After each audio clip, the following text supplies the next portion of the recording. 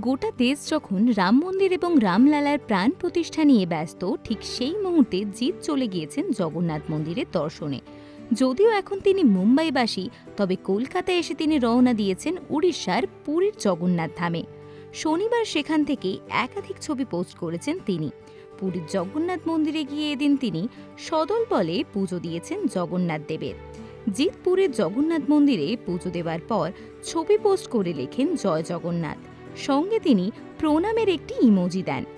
জিৎকে এদিন একটি সাদা শার্ট এবং কালো ট্র্যাক প্যান্ট পরে থাকতে দেখা যায়।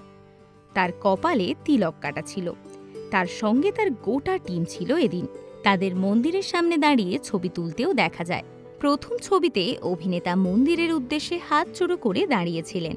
বছরের শুরুটা তিনি এইভাবেই শুরু করলেন। জিৎকে শেষবার মানুষ ছবিতে দেখা গিয়েছিল। এই ছবিটি বক্স অফিসে দারুণ সাড়া ফেলেছে। সেখানে তার সঙ্গে জিতু কামালকেও দেখা গিয়েছে। সঙ্গে ছিলেন সুস্মিতা। নতুন বছরে আসতে চলেছে রুক্মিণীর সঙ্গে বুমারাং। এছাড়া আর কি নতুন চমক আনছেন জিৎ, এটাই এবার দেখার। এরকমই আরও অনেক ভিডিও দেখতে নজর রাখুন আমাদের চ্যানেলে। পাশে থাকা বেল আইকনটি ক্লিক করতে ভুলবেন না।